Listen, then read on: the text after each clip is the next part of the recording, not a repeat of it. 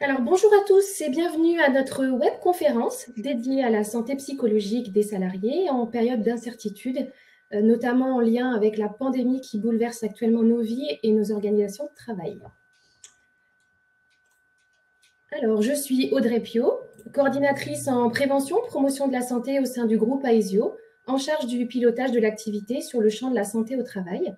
Et j'ai le plaisir de co-animer la webconférence qui durera environ 1 heure avec notre partenaire canadien Global Watch qui vient de sortir une trousse à outils sur le sujet qui permettra de vous donner des outils concrets pour pouvoir gérer cette thématique au sein de vos organisations. Avec vous, durant cette heure, du coup, nous retrouverons Marie-Claude Pelletier, présidente et fondatrice de Global Watch, et Jean-Pierre Rodrigue, expert Global Watch. Avant de démarrer la webconférence, je vous expose les différentes modalités de la salle. Vous avez sur votre droite un chat participant qui permettra de poser vos questions, de nous faire part de vos réactions. Nous prendrons d'ailleurs une quinzaine de minutes à l'issue de la présentation pour répondre à l'ensemble de vos questions. 3 boutons se situent également au-dessus de la salle. Un qui permet de noter et de commenter la webconférence. Donc, n'hésitez pas à nous laisser vos commentaires constructifs pour nous permettre de nous améliorer et de vous proposer des webconférences de qualité. Un second bouton qui permettra de vous rappeler suite à la webconférence si vous le désirez. Et enfin, un troisième qui vous permettra de télécharger le document de présentation. Régulièrement, au cours de la présentation, des petits sondages vous seront proposés pour orienter notre discours et vous apporter une réelle expertise et qui favorisera également nos échanges. Nous allons commencer tout de suite d'ailleurs par un petit sondage qui est relatif à vos fonctions au sein de vos structures. Je vous laisse, il devrait apparaître sur l'onglet sondage sur votre droite. Je vous laisse 1 minute pour y répondre. Et durant cette minute, je vais en profiter pour vous présenter le groupe AESIO. Le groupe AESIO est né de la fusion.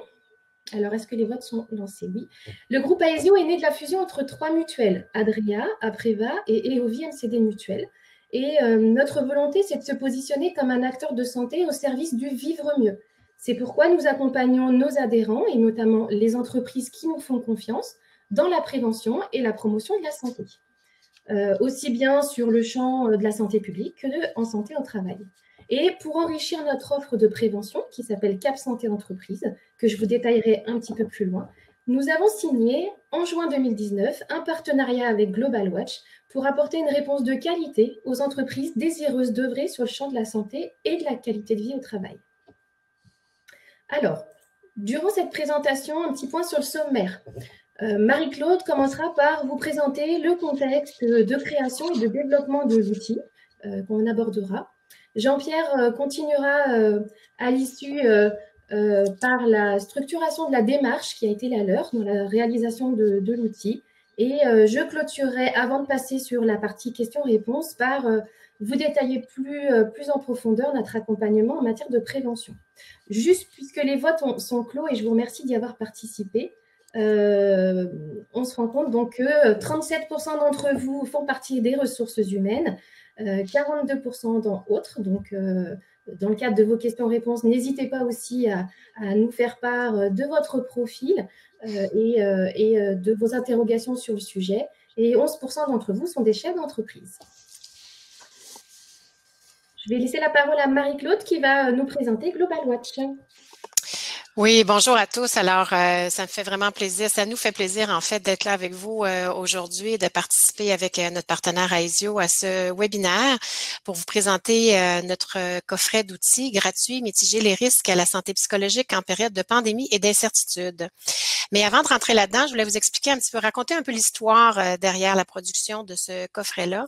Et j'aimerais d'abord peut-être nous présenter pour que vous puissiez savoir un peu quelle est la logique, quelle est la connaissance qu'il y a derrière et la méthodologie qu'il y a derrière ce qui va vous être présenté.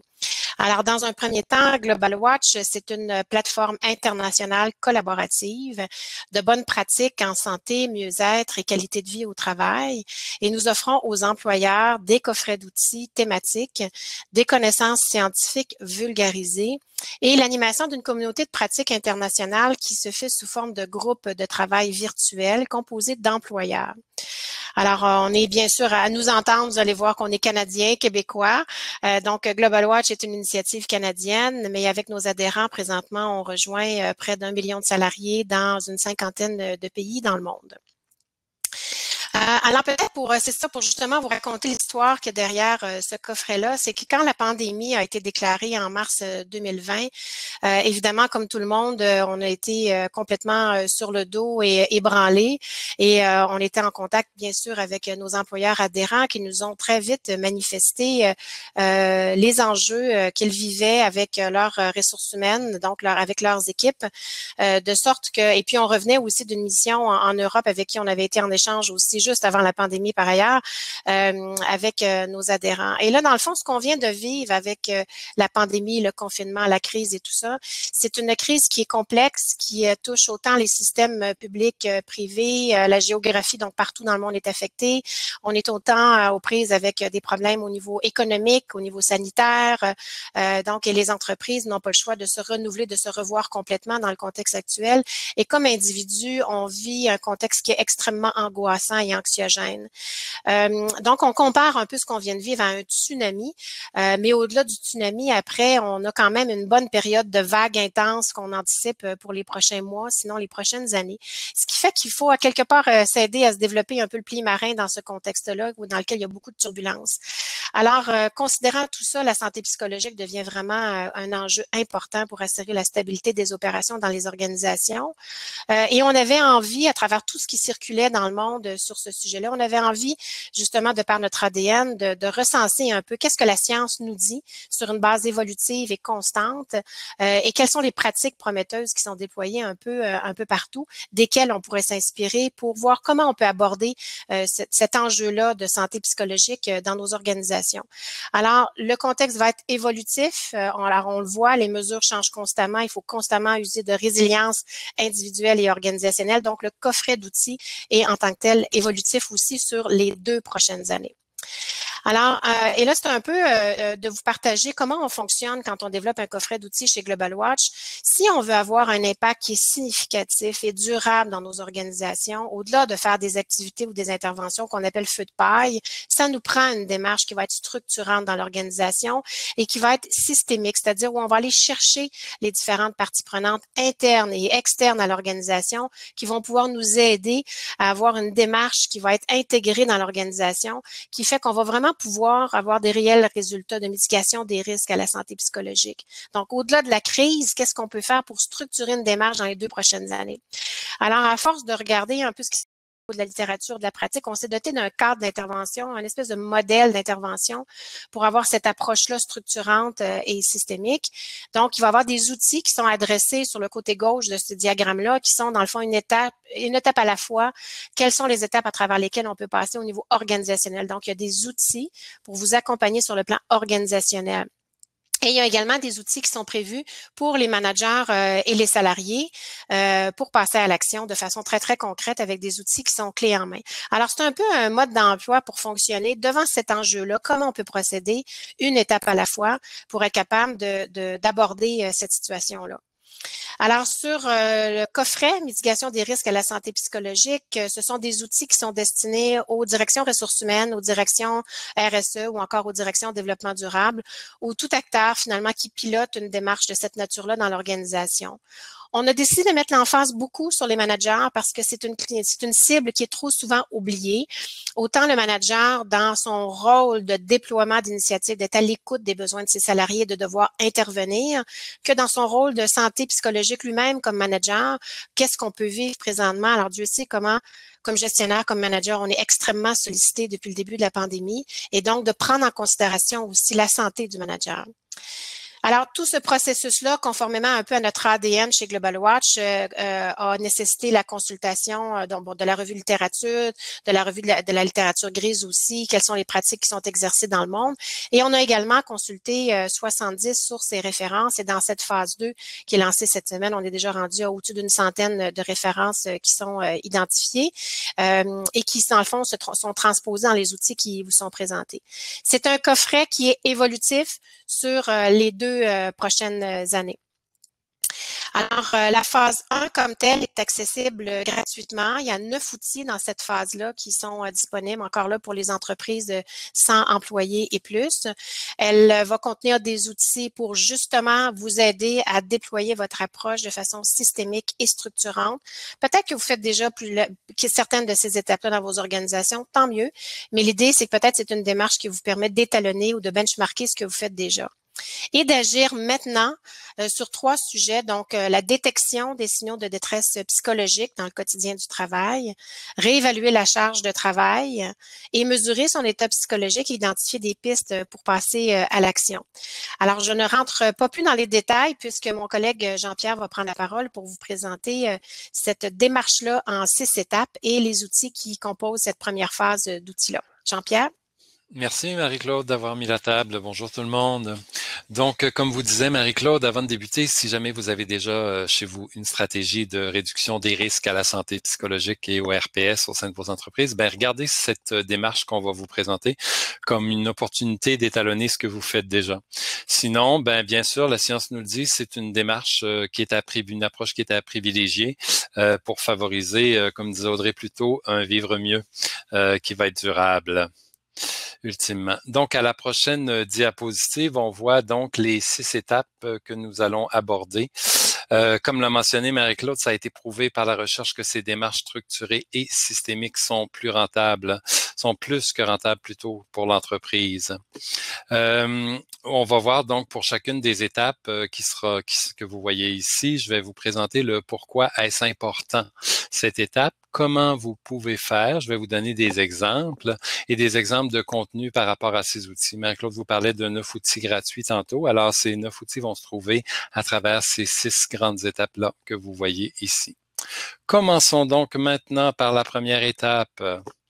Donc, la première étape qui s'appelle démontrer l'importance d'agir. Alors, on va commencer avec un petit sondage. Tiens, on va ouvrir le petit sondage avant de débuter. J'ai une question pour vous par rapport à ce sondage. Donc, est-ce que votre direction est-elle préoccupée en ce moment par la santé psychologique de ses collaborateurs? Je vais donc vous demander de répondre à cette question. Et on va y revenir tout à l'heure. Audrey va me faire signe. Malheureusement, je suis un homme, alors j'ai de la difficulté à faire 2 choses en même temps. Mes collègues ont dit qu'elles allaient m'aider. Je les apprécie beaucoup. Donc, voilà. Alors, pourquoi est-ce important? Pourquoi démontrer l'importance d'agir plutôt? 2 exemples. D'abord, permettre à la direction ainsi qu'à vos différentes parties prenantes de saisir l'ampleur de la problématique parce que la problématique de la santé psychologique en milieu de travail, elle est grande. Vous voyez dans la diapositive déjà avant la pandémie, les coûts qui étaient liés aux problématiques de santé psychologique étaient déjà très élevés, autant en termes de coûts, d'absentéisme, de présentéisme, de qualité de production, de satisfaction clientèle, etc. On frôlait déjà des records impressionnants avant le début de cette pandémie. Lorsque cette pandémie est arrivée comme une grande surprise, comme un tsunami, comme disait Marie-Claude tout à l'heure, après la première phase de confinement, le Forum économique mondial a fait une première analyse et 34% des gens, des adultes, ressentaient déjà des effets néfastes du confinement sur leur santé psychologique. Alors imaginez si on additionne ça à ce qui se passait avant, quel genre d'impact ça peut avoir pour la suite. Pourquoi c'est important aussi? Mais ensuite pour obtenir des ressources. Bien sûr, vous aurez compris que mettre en place des démarches structurées, structurantes et systémiques pour avoir de l'impact, ça va prendre de l'énergie, ça va prendre des personnes, ça va prendre du temps et ça va prendre de l'argent, bien sûr. Donc, cette première étape, cet argumentaire d'affaires nous permet d'aller obtenir des ressources aussi, venir justifier le besoin de ces ressources-là. Comment on peut faire ça? Je viens de vous le dire en élaborant un argumentaire d'affaires pour démontrer cette importance et cette urgence d'agir là. Parler un langage d'affaires, donc parler d'argent, d'impact sur le service à la clientèle, sur la qualité, sur l'efficacité, etc. Aussi, on peut toujours démontrer l'impact de ne rien faire. Si on continue dans la même voie sur laquelle on est parti, qu'est-ce que ça va donner tout à l'heure? Après, dans 1 an, dans 2 ans, si on fait des projections, ça donnera quoi? Qu'est-ce qu'on aura comme impact au niveau organisationnel? Alors, des fois, l'impact de ne rien faire peut être aussi marquant pour des gens de la direction. Voilà. Audrey? Les résultats sont clos. Parfait. Alors déjà, moi, ça me rassure énormément de comprendre que 89% d'entre vous, je suis très rassuré de sentir que vos directions sont préoccupées et je suis je suis positivement étonné parce que je me dis, vous le sentez déjà sur le terrain parce qu'il y a quand même 37% des gens à RH, mais il y a quand même des représentants du personnel, il y a quand même des médecins du travail, des chefs d'entreprise et 42% tantôt, vous étiez 42% à vous être identifiés comme autres, donc ne rentrant pas dans ces fonctions. Je trouve ça extrêmement intéressant que vous sentiez que la direction déjà est préoccupée par votre santé psychologique et celle de vos collaborateurs. Merci pour cette première question ou ces premières réponses. La deuxième étape, une fois qu'on a sensibilisé notre direction et nos parties prenantes, on veut les engager, ces parties prenantes. Qui elles sont, ces parties prenantes? Bien sûr, vous connaissez les traditionnels, votre COMEX, la direction, les managers, les IRP, les salariés. Ce sont nos traditionnelles parties prenantes. Mais à ça, rajoutons celles qui sont encore plus liées au niveau de la santé psychologique, les RH, votre CSE, les comités QVT, des mutuelles aussi, on parle de partenaires internes et externes, là, des mutuelles, les complémentaires santé, la médecine du travail, bien sûr, l'assistance sociale, parfois des experts internes ou externes, que ce soit des psychologues du travail, si vous avez des programmes d'assistance aux employés, etc. Donc, plusieurs parties prenantes. Alors, réfléchissez à ces parties prenantes-là. Pourquoi c'est important de les impliquer, ces parties prenantes? Ben, parce que elles sont tous d'abord affectées, soit directement ou indirectement, sur une base personnelle ou professionnelle. Ces parties prenantes-là. Elles vont aussi vous permettre d'assurer une contribution autant en expertise qu'en ressources en continu dans le soutien et le déploiement de votre démarche. Comment vous pouvez impliquer ces parties prenantes-là? Souvent, la façon la plus simple, c'est demander-leur. N'ayez pas peur de leur demander. Vous devez prendre en compte tout au long de cette démarche leur point de vue, bien sûr.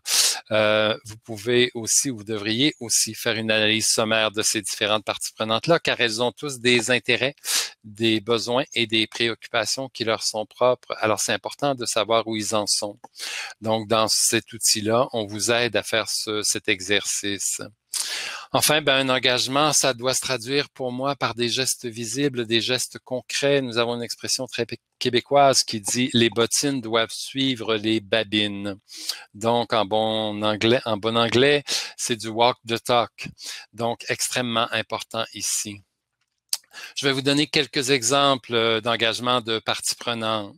Alors, si on avait des personnes qui témoignaient de leur propre vécu face à la santé psychologique et qui ouvrent la discussion au sein des entreprises. L'allocation de ressources aussi, que ce soit des ressources humaines, financières, communicationnelles, matérielles, etc., est extrêmement important. Donc, c'est un geste concret. L'implication dans un comité consultatif, dans un groupe de travail ou encore dans un comité de pilotage, comme on va le voir à la prochaine étape. Je vous rappelle, demandez-leur de quelle façon ils sont prêts à s'impliquer, à s'engager concrètement pour la suite.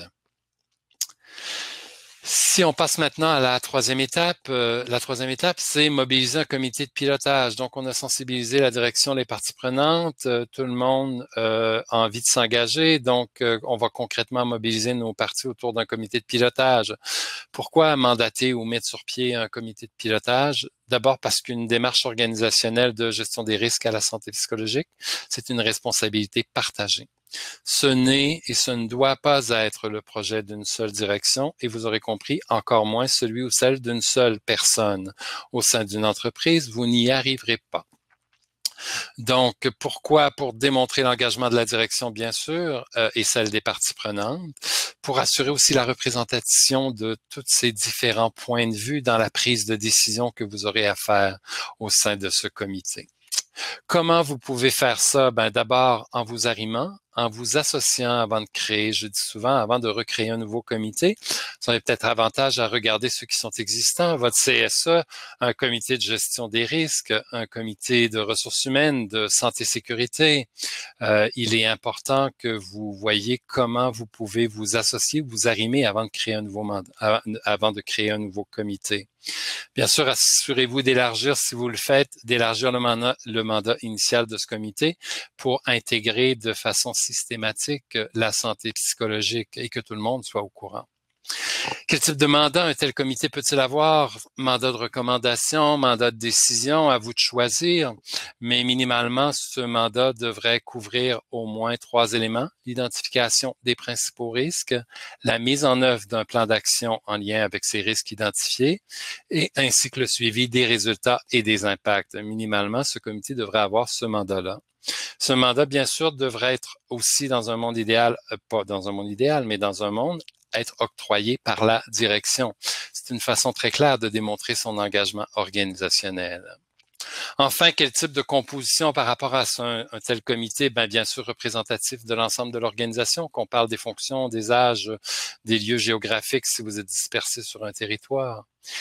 Aussi, dans un monde idéal, une approche ou une implication qui soit volontaire avec un intérêt, des gens qui ont une crédibilité et des gens qui ont une compétence aussi par rapport au thème qu'on a ciblé.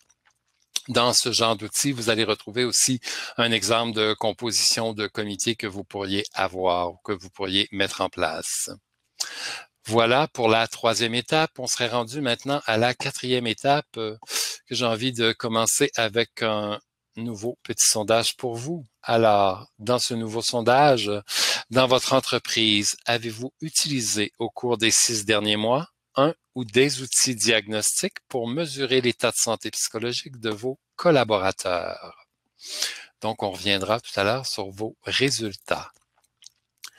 Alors, pourquoi dresser un portrait initial? D'abord, simplement pour partager une lecture commune de la réalité, pour que tout le monde soit au même diapason pour la suite des choses. Pour aussi savoir concrètement sur quoi agir pour maintenir ou améliorer la santé psychologique de vos collaborateurs. Il est important d'avoir un portrait pour le faire. Aussi pour démontrer concrètement votre engagement à agir sur les éléments prioritaires. Donc, si vous faites ce type de diagnostic ou de portrait initial, c'est parce que vous êtes certain de pouvoir vous engager à agir sur ces éléments qui vont ressortir de ce portrait-là. Comment vous pouvez faire ce type de portrait? 3 grandes options pour vous. D'abord, avant de débuter, vous avez accès à des informations au sein de vos entreprises, déjà des données qui sont issues de vos systèmes d'information. Vous connaissez souvent le taux d'absentéisme, les raisons pour l'absentéisme. Dans certains cas, vous pouvez avoir accès à des données déjà tout dénominalisé sur les réclamations d'assurance. Vous connaissez les plaintes à l'interne que vous avez, les griefs que vous pouvez avoir en lien avec la santé psychologique. Donc, vous avez une série de données ou d'informations dans vos systèmes ressources humaines ou autres qui peuvent déjà vous orienter. Ensuite, faire un diagnostic détaillé. Donc, des données qui seront issues de la perception qu'ont les cadres et les salariés. Ces 2 types de données sont extrêmement importants, autant celles qui sont issues de vos systèmes d'information que celles qui sont issues de la perception des cadres et des salariés. C'est à partir de là que vous aurez un vrai portrait. Pensez, quand je vous parle de diagnostic détaillé, entre autres à vos enquêtes que vous faites, les enquêtes RPS et tout. Donc, vous avez déjà des outils très élaborés et bien élaborés auxquels vous avez accès. Si c'est pas possible pour vous de faire ce genre de diagnostic maintenant, minimalement faire des entrevues ou des groupes de discussion pour aller sonder l'état de vos collaborateurs, pour aller voir où ils en sont. Partez à partir d'outils qui ont été bâtis et qui sont fiables, mais vous pouvez le réaliser à travers des entrevues ou des groupes de discussion. Ultimement, si on ne peut même pas mettre en place des groupes de discussion ou des entrevues, on pourrait au moins se baser sur des références qui seront reconnues. Je vous parlerai tout de suite après de ce qu'on a fait nous chez Global Watch, parce que vous aurez compris qu'on n'a pas pu faire un sondage international, pas pu faire une enquête internationale, mais on s'est basé sur ce que la science et les ressources ont convenu, le consensus qu'il y avait autour. Enfin, peu importe la méthode que vous utiliserez, je vous répète que la confidentialité est ici extrêmement importante. Vous allez demander à vos salariés, à vos cadres de se positionner sur des éléments parfois très sensibles et très personnels. Il est important que vous les rassuriez du début à la fin d'une démarche comme celle-ci. Est-ce qu'on a, Audrey, les résultats du sondage? Ah oui, je le vois. Alors donc, eh bien, on est presque à 50-50. Donc 50%, 48% des gens disent oui. Nous avons au cours des derniers mois utilisé des outils diagnostiques. Alors tant mieux et continuez d'aller de l'avant. Assurez-vous que ces outils contiennent des étapes pour vraiment mesurer la santé psychologique de vos collaborateurs. Pour ceux qui n'en ont pas, ben vous pourriez regarder et demander aussi autour de vous qu'est-ce qui se passe, qu'est-ce qui se fait à cet effet. Mais extrêmement important d'avoir ultimement un portrait de la situation pour, comme disait Marie-Claude, ne pas agir pour agir, comme avoir des coups d'épée dans l'eau plutôt. Voilà, donc ça fait le tour de cette 4e étape. On serait donc rendu à la 5e parce que on a mobilisé nos gens. On a pris un portrait, on a un portrait de la réalité. Maintenant, c'est le temps de passer à l'action. Donc, cette 5e étape, passer à l'action. J'ai encore ici pour vous un autre petit sondage à vous proposer. Donc, avez-vous, au cours des derniers mois, déployé des interventions qui visaient à préserver et favoriser spécifiquement la santé psychologique de vos managers? Alors, j'aimerais vous entendre là-dessus. Alors, on ouvre le vote et je vous reviens tout de suite tantôt à partir des réponses. Donc, pourquoi passer à l'action? Simplement, pour répondre aux besoins qui ont été exprimés et priorisés lors de la cueillette de données initiale, pour vraiment mitiger les risques à la santé psychologique de vos managers et de vos salariés, agir concrètement, en fait, sur la santé psychologique de vos collaborateurs. Comment peut-on passer à l'action? Dans un monde idéal, en fournissant des outils simples, clés en main et qui répondent à ces besoins qui ont été identifiés lors de la collecte de données. Je vous ai dit tout à l'heure, c'est pas possible pour nous de faire un portrait de la situation avec un sondage ou une enquête au niveau international. Alors, on s'est basé, nous, sur des principaux risques qui avaient déjà été répertoriés par les grands joueurs et les parties prenantes à l'échelle internationale. Donc, certains thèmes qui ont fait consensus ici. Donc, dans ces thèmes, vous voyez, je vais juste avancer la diapositive pour nous aider.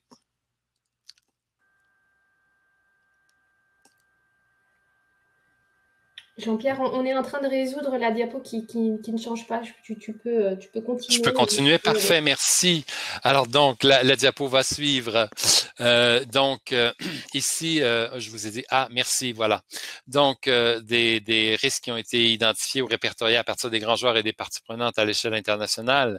Des thèmes qui ont fait consensus. Un premier, c'est d'avoir en main un répertoire ou un référentiel de ressources pour vous permettre de soutenir plus efficacement vos managers et vos salariés. Dans le contexte dans lequel on vit, avec l'urgence, avec la crise que nous avons vécue, ce n'est pas le temps en plein milieu de se mettre à courir et à chercher des solutions. Il faut avoir des solutions, un répertoire de solutions déjà disponibles pour être capable de répondre aux besoins de nos salariés ou de nos collaborateurs au bon moment. Le deuxième outil dont on parle ici, c'est l'identification, Marie-Claude en a parlé dès le départ, d'identification de signaux de détresse psychologique chez nos salariés. Donc, à partir de recherches scientifiques qui ont été effectuées, certains comportements ont été relevés et ont été regroupés dans 5 grandes catégories de comportements, des éléments que le manager peut observer chez ses salariés et à partir duquel, une fois qu'il identifie qu'il y a des changements de comportement plus réguliers chez ses salariés, peut les diriger vers les ressources compétentes. Un manager n'est pas un thérapeute, mais un manager peut faire tout à fait preuve, avoir une posture de bienveillance et bien d'être là à l'écoute et de bien soutenir ses salariés et surtout lui fournir, l'orienter vers des solutions pour la suite. Le troisième outil, celui que vous voyez qui est en couleur en vert et qui va jusqu'au rouge, ce qu'on appelle notre baromètre. Un baromètre pour mesurer, pour faciliter l'auto-évaluation de la santé psychologique des managers et bien sûr tantôt des salariés aussi. Cet outil, en plus, fournit des stratégie qui vous permet de vous maintenir dans un état de santé plus optimal, donc beaucoup plus vers la zone verte et qui ultimement aussi fournit aux managers dans votre posture des stratégies pour que vous puissiez soutenir vos salariés qui, eux, seraient dans un état de santé plus fragilisé. Enfin, le dernier outil qui s'appelle aborder la charge de travail, je l'ai dit, je le redis, dans le contexte de changement rapide et d'urgence et de crise dans lequel nous avons vécu, la charge de travail a été affecté pour tous et chacun. Donc, il est important ici d'agir sur cette charge de travail-là. Donc, il y a des éléments ici qu'on peut observer et il y a des éléments qu'on doit aborder avec nos salariés. Donc, à partir, encore une fois, de recherches et de travaux qui ont été faits, petite démarche en 4 étapes pour agir efficacement sur la charge de travail et d'ouvrir la discussion avec nos salariés. Tous ces petits outils-là dont on vous parle, ce sont des petits outils de 2 à 5 pages maximum qui sont, vous le voyez, soit pour le salarié ou encore pour vous, Jean RH. Donc, on vient de brosser un portrait, on a ciblé nos priorités, on a mis en place des actions pour agir sur la santé psychologique. Il nous reste quand même une étape, mais juste avant, on avait un sondage auquel on a demandé aux gens de nous répondre. Ah, voilà. Donc, vous êtes 28% à avoir déployé des interventions au cours des derniers mois visant à préserver ou à favoriser la santé psychologique de vos managers. Vous êtes 68% à ne pas l'avoir fait. Alors, j'ai envie de vous dire, si vous êtes un employeur de 100 salariés et plus, je vous invite rapidement à aller voir ce petit coffret d'outils parce que vous allez avoir accès là à des outils clés en main très simples qui sont très adaptés au contexte européen et qui pourront vous permettre d'agir rapidement sur des morceaux qui sont essentiels pour vos collaborateurs actuellement. Alors, merci d'avoir répondu à cette question-là. Et je passe rapidement avec la 6e étape, donc mesurer et évaluer en continu. C'est vraiment ici, cette dernière étape, le début de l'amélioration continue. Donc, ces outils vont arriver à la phase 2 du coffret évolutif. Marie-Claude va vous en parler dans quelques instants. Pourquoi suivre et évaluer? Parce que simplement, j'ai envie de dire, tout ce qui se mesure s'améliore. Particulièrement aussi pour apprécier et renforcer ce qu'on fait de bien. C'est extrêmement important dans le contexte actuel de prendre le temps de souligner, de faire preuve de considération, pas juste de reconnaissance, mais de considération maintenant. Vous voyez dans la diapositive, il y a quelqu'un qui nous a fait un témoignage, un adhérent qui dit prendre le temps de faire état de la situation, faire un bilan avant de repartir pour le marathon. Ça permet aussi de se rendre compte qu'on fait de bonnes choses. Alors, c'est une phrase qui nous parlait particulièrement, qu'on a trouvé extrêmement intéressante et que je vous invite à mettre en branle dans vos équipes respectives. Donc, encore une fois, comment suivre et évaluer? En impliquant nos parties prenantes. Bien sûr, dans la définition des cibles et des objectifs dès le départ, mais tout au long aussi de cette démarche-là. En mandatant aussi des personnes pour assurer le suivi de ces activités et de ces résultats-là, parce que comme je vous l'ai dit, cette démarche, vous ne pourrez pas la faire seule, il faut la faire avec un ensemble de parties prenantes. Et en évaluant bien sûr à la fois le processus, les résultats et les impacts d'une telle démarche. Donc, nous venons de faire à vitesse grand V le tour complet de cette démarche qui vous est proposée pour vous aider à réduire les risques à la santé psychologique dans vos entreprises. Nous venons aussi de voir certains outils pratico-pratiques et issus de la science et des bonnes pratiques à travers le monde, des outils clés en main pour vous, RH, pour vous, managers, afin que vous puissiez les utiliser demain matin dans votre entreprise. Alors, merci beaucoup de votre écoute et Marie-Claude, la parole est à toi pour la suite. Oui, merci Jean-Pierre. Alors, comme justement Jean-Pierre le disait, il y a certains outils dans ce coffret-là qui peut-être peuvent vous apparaître un peu de base, mais sous-estimons pas parfois le fait de se poser des questions sur comment on a fait une étape, comment est-ce qu'on a mobilisé nos parties prenantes, est-ce qu'on les a toutes mobilisées, est-ce qu'on a fait un bon exercice pour identifier les différentes étapes et en profiter pour bonifier un peu ce qu'on fait dans nos organisations. Alors, c'était les outils de la phase, donc les 9 outils de la phase 1. Maintenant, la phase 2, qui est d'ailleurs lancée cette semaine. Et mis à part un des outils qui est mis à disposition gratuitement, les outils sont pour la suite disponibles aux employeurs adhérents de Global Watch. Ces outils-là permettent de passer à l'action plus spécifiquement sur, justement, on parlait de la nécessité d'évaluer puis de faire le point. Donc, faire le point avec vos équipes. Donc, quelles questions poser, comment tenir une rencontre, quels sont les éléments à aborder, comment est-ce qu'on peut faire le bilan pour être capable de voir sur quelle base on peut rebondir pour la suite des choses.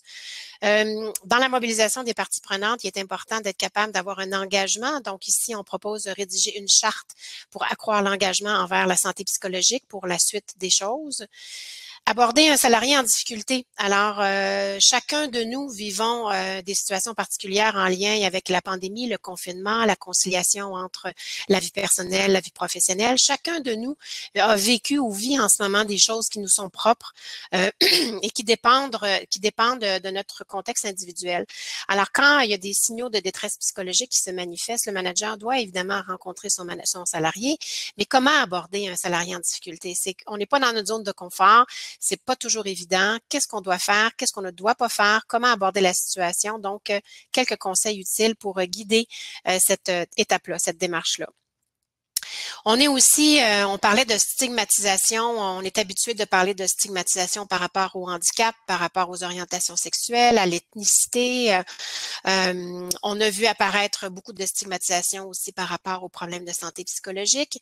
Et là, maintenant, vient de s'ajouter à cela, quand on est affecté par la COVID, quand on a eu le virus ou qu'on l'a en ce moment, il y a de la stigmatisation aussi par les gens qui sont infectés par le virus. Alors, comment aborder tout ça? Quoi comprendre de ça et comment on peut agir là-dessus pour réduire la stigmatisation et créer une espèce d'environnement sécuritaire qui va nous permettre d'ouvrir la conversation finalement pour travailler à la mise en place de solutions. Nous sommes tous à plus ou moins grande échelle, à temps plein, à temps partiel, en télétravail. Alors, quels sont les facteurs de succès pour favoriser un télétravail qui va être optimal et qui va tenir compte aussi de la personnalité des gens? Parce qu'on sait que le télétravail, ce ne sont pas tout le monde, ce ne sont pas chacun de nous le vivons de façon différente, donc en fonction de notre personnalité. Alors, il y a différents paramètres à prendre en considération quand on met quelqu'un en télétravail. Alors, si on n'a pas le choix de mettre les gens en télétravail, il y a des manières d'encadrer les gens selon leurs différents profils et personnalités. Et enfin, on le parlait, les managers vivent d'une situation très particulière depuis le début de la pandémie. Et dans n'importe quel contexte d'incertitude, les managers sont en sandwich finalement entre les objectifs de l'entreprise où il faut stabiliser les opérations, assurer la croissance malgré le contexte ou la reprise de chiffre d'affaires, tout en étant conscient que nos équipes sont affectées et nous-mêmes qu'on peut être affectés. Donc ici, on a un outil qui vise à aider finalement un programme de pairs, de facteurs de protection à mobiliser, qui sont dans le fond un programme de pairs aidant entre managers. Alors, ce sont les outils qui sont disponibles dans la phase 2 du coffret évolutif. Il va en avoir d'autres en début d'année 2021. Pour le moment, ce sont ceux-là qui sont disponibles. Et on a également ajouté un accompagnement inter-entreprise pour permettre aux employeurs de pouvoir échanger entre eux sur la base de ce coffret-là, sur ce qu'ils ont déployé, les obstacles, les leviers, les réalités, les leçons apprises et comment on peut composer avec la situation. Alors, tout ça, donc les outils de la phase 1, les 9 outils de la phase 1 sont gratuitement accessibles. Vous pouvez télécharger le coffret, demander de télécharger le coffret en utilisant le bouton sur la présentation PowerPoint qui va vous être partagé. Sinon, vous pouvez tout simplement aller sur le site global-watch.com pour pouvoir le télécharger.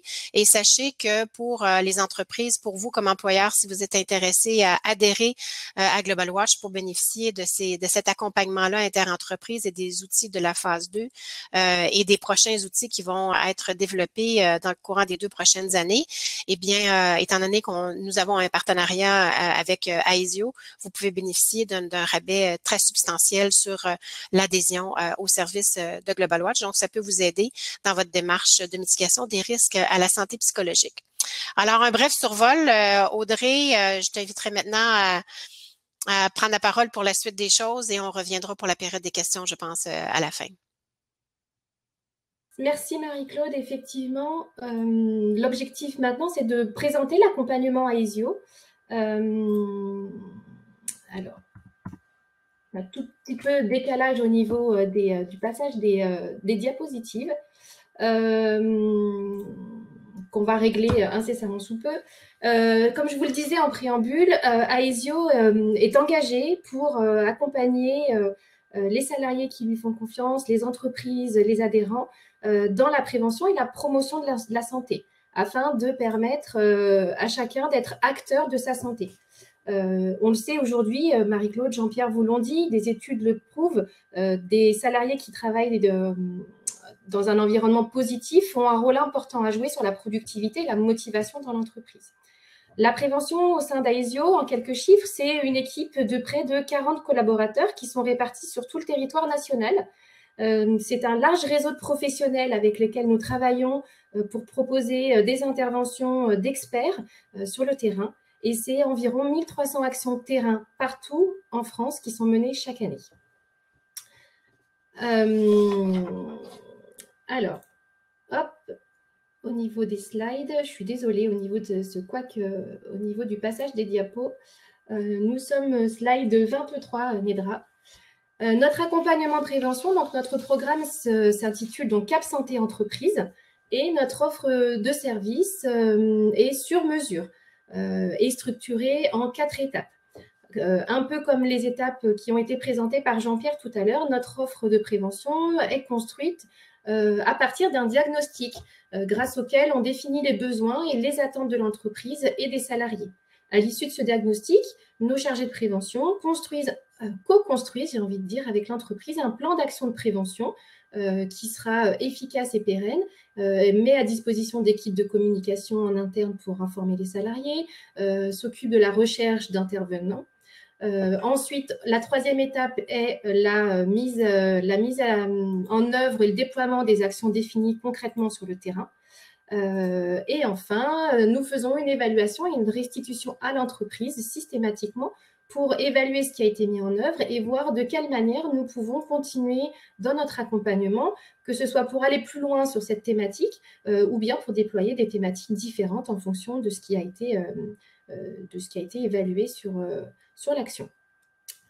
Notre offre de prévention, c'est un parcours de prévention sur 3 approches pour répondre aux besoins de l'ensemble de nos parties prenantes. Slide suivante, Nedra.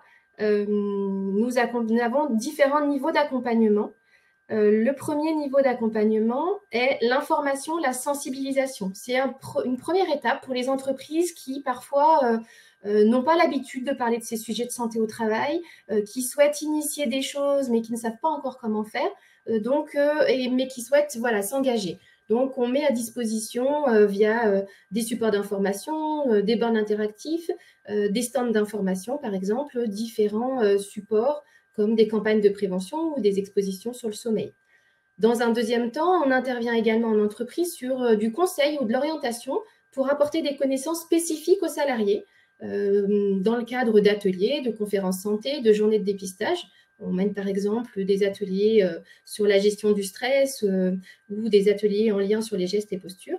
Et on va plus loin également dans notre offre puisqu'on est aussi en accompagnement de nos entreprises pour fournir des connaissances spécifiques et des compétences particulières pour exercer une activité professionnelle.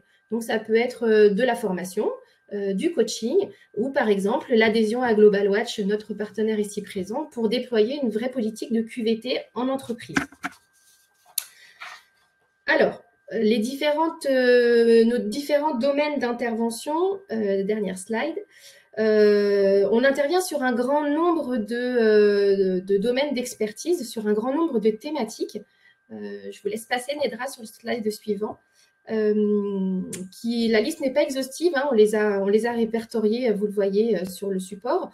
Ça va aller aussi bien de l'alimentation que sur une thématique en lien avec les troubles musculo-squelettiques. Donc, c'est une vraie problématique en entreprise. Mais ce que je vous disais, c'est que notre offre est sur mesure. On s'adapte concrètement aux demandes qu'on va rencontrer sur le terrain. Actuellement, par exemple, on développe des campagnes de vaccination grippale pour les entreprises qui nous font confiance ou bien développer une politique QVT qui n'est pas forcément répertoriée dans ces thématiques. Donc, on vous a sorti un large panel d'interventions, sachant que la liste n'est pas exhaustive. Je vous remercie donc pour vos échanges. Je vous propose de passer aux questions-réponses. C'était l'objet un petit peu du webinaire. On va commencer par exemple avec une première question. Là, je m'adresse à vous, Jean-Pierre, Marie-Claude, de Nathalie qui demande tout simplement si on implante une telle démarche de prévention, ça semble demander beaucoup de ressources. Est-ce que c'est le cas? Ah, quelle belle question.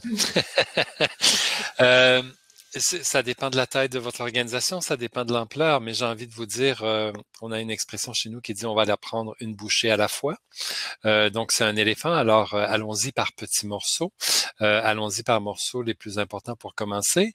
Et j'ai envie de vous dire, la mobilisation de vos parties prenantes sera la clé pour la suite, parce que plus vous allez les impliquer, plus vous allez être capable d'avancer dans une telle démarche. Si vous avez envie de faire ça seul, je vous annonce que ça sera un peu plus long et un peu plus pénible pour la suite, et c'est pas la meilleure idée qui soit. Et j'aurais le goût de compléter. Je pense que Jean-Pierre, tu as tout à fait raison. Et quand on n'a pas beaucoup de ressources, ni humaines, ni financières, ni matérielles, pour aborder ce genre de défi-là dans notre organisation, c'est encore plus important de suivre un processus structuré qui va nous permettre de se poser les bonnes questions pour prioriser les bonnes interventions. On a souvent beaucoup de pression dans nos organisations quand on porte ce chapeau-là de la santé, de la qualité de vie au travail, de faire des activités, faire des activités, faire des activités. Mais est-ce qu'on fait les bonnes activités? Est-ce qu'on déploie les bonnes initiatives? Et peut-être que dans le fond, on déploie une quantité importante de ressources à faire, peut-être pas la bonne chose. Donc, le fait de passer justement chacune de ces étapes-là où on va se poser les bonnes questions va nous permettre de dépenser ou d'utiliser nos peu de ressources vers prioriser les bonnes interventions. Donc, suivre la démarche peut demander un peu plus de temps, mais il va faire en sorte que ça va être pas mal plus efficient dans la suite des choses. Et si je peux me permettre, je vais juste rajouter une petite chose. La première étape qui est de démontrer l'importance d'agir au niveau de la direction. Si j'arrive à bien faire cette première étape-là, probablement que j'arriverai à obtenir des ressources supplémentaires pour pouvoir m'aider par rapport à ça. Parfait. Nathalie, qui dans la continuité, demande du coup, en implantant une telle démarche, combien de temps est-ce qu'il faut prévoir pour la démarche de déploiement de l'outil tel qu'on l'a proposé aujourd'hui? C'est encore une bonne question. Puis là, je vais refaire du pouce sur ce que Marie-Claude vient de dire. Il faut les prendre une étape à la fois. Donc, il faut prendre le temps de bien le faire plutôt que d'essayer de le faire trop rapidement. Ce qui n'empêche pas, je suis convaincu que vous étiez 48% tantôt à déjà dire que vous faisiez des choses en termes de santé psychologique. Ça ne veut pas dire qu'on arrête tout demain matin, mais ça veut dire que les autres morceaux, on les fait de la bonne façon, de façon structurée et systémique aussi. Donc, on prend le temps qu'il faut. Ça pourra prendre quelques mois, mais j'ai envie de dire aussi, suivons la vague dans laquelle nous sommes tous actuellement. Fait que assurons-nous de faire les bonnes choses de la bonne façon et d'avancer si on veut que les résultats soient durables pour la suite. Parfait. Merci Jean-Pierre. Une question de Bernadette. Pourquoi la santé psychologique des salariés et managers ne concernerait que les entreprises de plus de 100 salariés? C'est carrément mentionné dans le titre de notre webinaire. Oui, ça peut facilement porter à confusion, puis on le comprend. En fait, la santé psychologique affecte tout le monde, qu'on soit dans une entreprise d'ailleurs ou pas, et ça affecte sans doute toutes les entreprises. Maintenant, ce qu'on a souhaité faire, c'est d'avoir un coffret d'outils qui répond davantage à une structure d'entreprise qui a une centaine de salariés environ. Donc, on a une fonction ressources humaines qui est là pour piloter. Donc, les outils qui ont été développés correspondent à ce profil d'entreprise-là. Ça ne veut pas dire que c'est pas utile pour d'autres entreprises, puis ça ne veut pas dire que c'est pas un besoin pour d'autres entreprises non plus, là. D'accord. Une question, donc je pense à laquelle je vais répondre moi. Est-ce qu'il est possible pour un assureur de type mutuel de mettre en place une telle démarche au sein de collectivités qui sont ses adhérents? Donc, comme on vous l'a présenté, une démarche de prévention globale donc, par nos équipes terrain est déployable dans vos structures, que ce soit des collectivités, des entreprises, et on s'associe donc à des experts justement sur ces thématiques pour nous accompagner et déployer des plans d'action concrets. Donc, l'objectif, c'est vraiment de faire d'abord un diagnostic sur ce qu'il conviendrait de faire à vos côtés et de voir de quelle manière on pourrait le prendre en charge. Et ensuite, effectivement, nos partenariats sont aussi là. Hein, le fait de créer des partenariats comme celui de Global Watch permet aussi d'avoir accès à des structures comme celle-ci à moindre coût pour nos adhérents. Nous avons une dernière question donc, sur la mise à disposition des outils. On l'a précisé plusieurs fois, la mise à disposition. Vous avez un bouton d'accès directement dans le support qui vous est présenté. Je viens de vous remettre dans le chat l'adresse Internet qui vous permettra également de retrouver tous ces coffrets outils de la phase 1.